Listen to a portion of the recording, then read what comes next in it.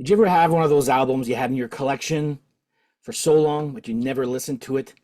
And then you listen to it and you're like, oh my God, why did I wait so long to listen to this? It's like you finding gold by accident. Who am I talking about? Stick around.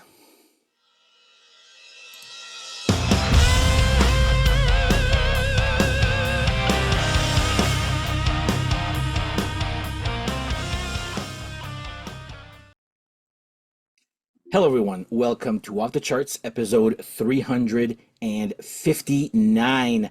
My name is Dan, and I shall be your host today. Cheers to you all. Before we start off, if you do like this type of content, please like and subscribe. Tell your friends, hit the little thumbs up, and the little bell to be notified when I publish new content like this.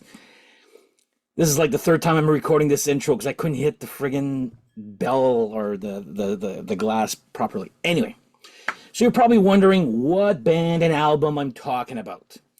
Well, before I let the cat out of the bag, I'm going to tell you when I found out about this band. And it's a weird... So, this band is from Canada.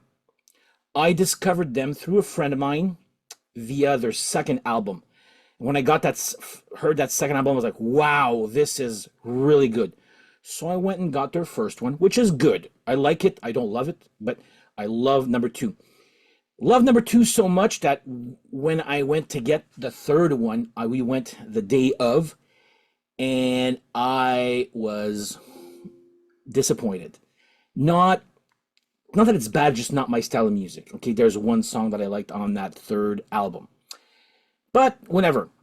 Then go to album number 4, which was only released in Japan under a certain name.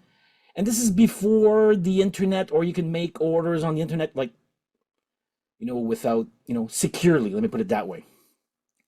So then said album got a re-release a year later almost, I think, like not right away. It was quite a while, with a different name, different track listing, blah blah. I got it, but at that time I was kind of uninterested anymore with the band. I just like the waiting and the lack of trying to find albums. I was like, whatever. So what album am I talking about now is the next one.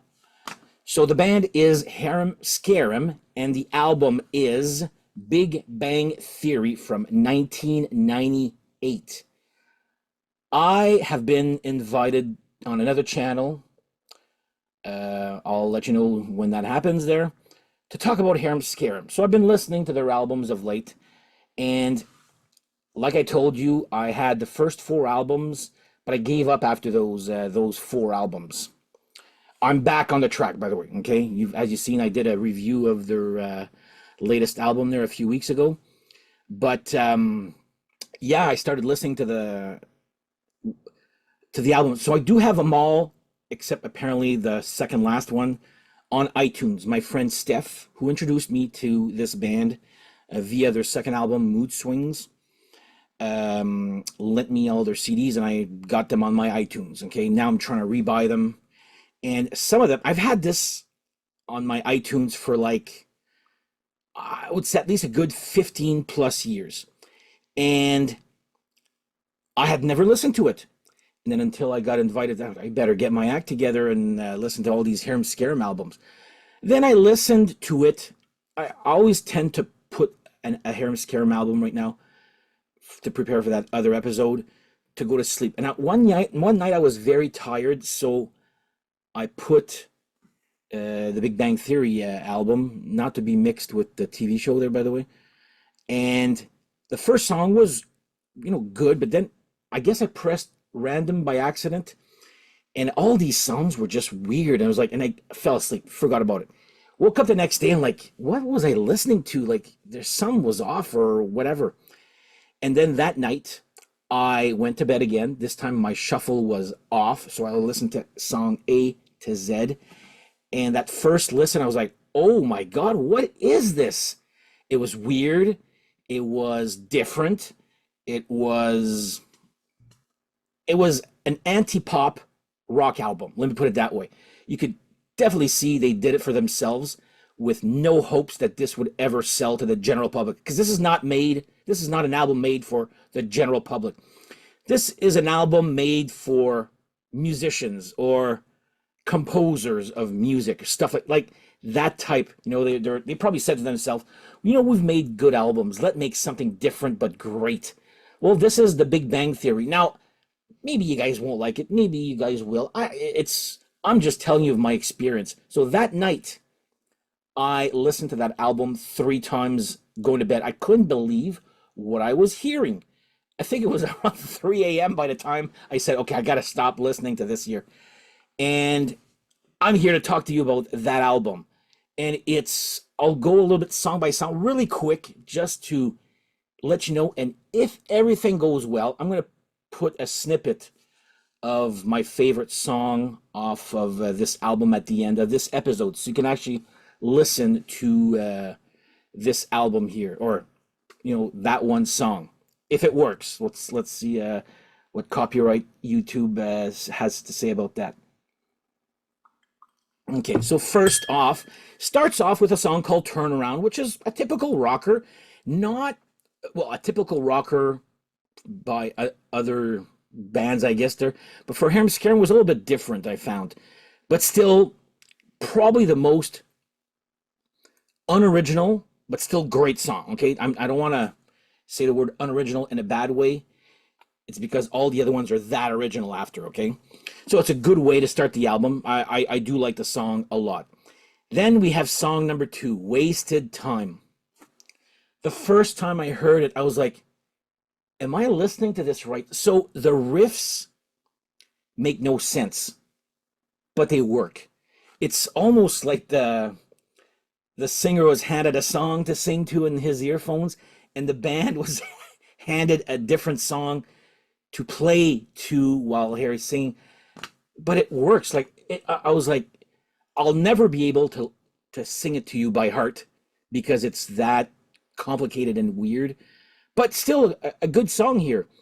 Next up, we have So Blind, which is another good song. A lot of it starts off with an offbeat intro. More on offbeat intros later on. There's a much better one with that there. Next up, we have Without You. It's a very mid-paced song, like that there, but just a bass, and then the guitar comes into the second verse. Actually, this album, so I'm gonna write it down for the end. I'm gonna save this for the end, because I just thought of it there. Anyway, good bass groove, Without You, great song here. Then we get Climb the Gate. So the song is okay, but the chorus, oh my God, that was such a great chorus. Again, I was just a bit, like I said, I've been listening to all their other albums, and this is one that really, really hit me. Like, I was like, what am I listening to? You in your life, you've listened to some albums and you're like, what the hell did I just listen to? Well, this was one of them, okay? But I didn't have a YouTube channel before when I discovered those other albums, but this one, I'm telling people about this one here. Next up, we got What I Do. Now, remember I said there was an offbeat intro for So Blind? Well, this song has an even better offbeat. Oh, it's even better than the beginning of Voice of Reason, the song Voice of Reason. But it's a great song, just offbeat intro, better than So Blind. That's what I wrote here. Sometimes I Wish. Okay, now, first of all, the chorus is friggin' cool because you don't even see it coming because it's sung in such a different key. And I think this is the one, Steph, correct me if I'm wrong, this is the one that the bass player sings. Again, there's nothing on Instagram. Well, Instagram shows it exists, but there's no hyperlink about it. So I was like, fuck, I can't really find out there. But yeah, Sometimes I Wish. Wow, what a chorus, different chorus. New Religion, I would say it's good, but it's my least favorite song of the album. It's nowhere near bad. Like these songs are, I would say, between 8 out of 10 up until 10 out of 10 for me. Okay, this is not a ranking episode or my Wednesday episode. This is just an episode I needed to get out of my chest here. um, Next up, Lying. Okay, I gotta.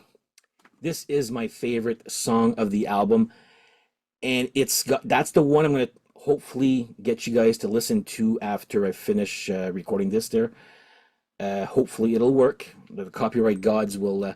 But what an awesome guitar intro, and it's got such a different sound. I'm like, what the hell did?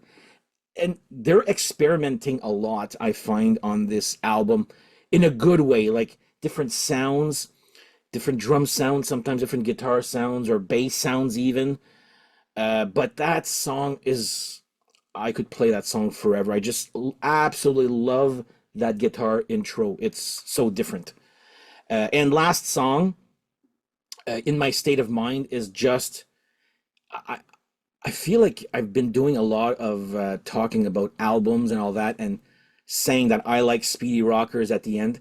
This is complete opposite. This is just Harry Hess singing this really emotional ballad with just himself and a piano. That's it, and that's how the album ends. And I remember my friend Steph when he bought it, and I was just like, yeah, whatever.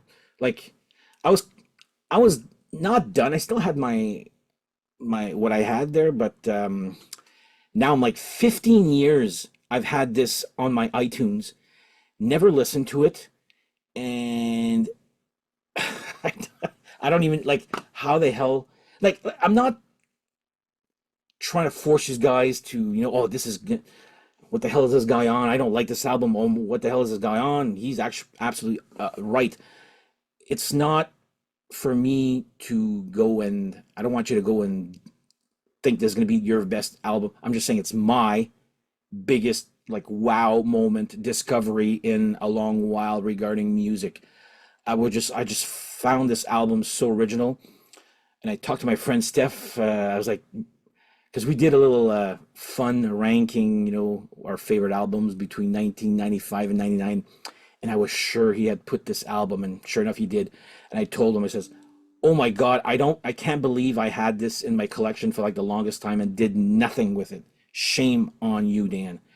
If it ever gets issued on vinyl, I'll be the first in line." I'm just thinking Megadeth now. Wow. Okay. But it's, oh, and what I wanted to say, what I wrote down is, usually a typical song starts off with a cool intro. The verse is just there. And then the killer notes usually comes with the chorus. This album, I find that they worked as hard on the chorus as they did on the verses. Some of these verses are just friggin' like awesome here. So anyway, I wanted to tell you guys about this album, Big Bang Theory, from Harem Scarum. It's just like, sounds nothing like their first one, sounds nothing like their second one for sure, sounds nothing like their third and fourth, if you ask me. Maybe closer to the third, maybe, but definitely a lot more inspired. I'll say that.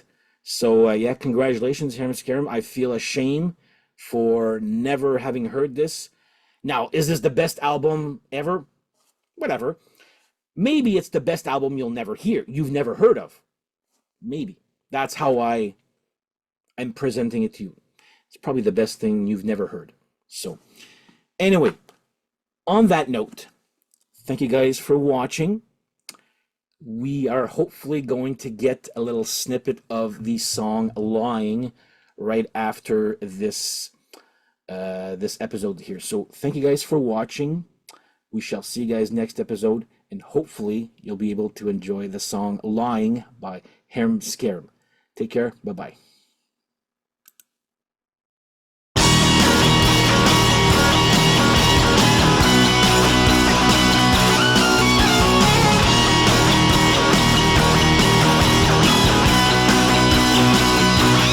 I'm the king of all pretend. all the fakes. I bring on the madness, and I like it. No defenses, all surrender. My senses are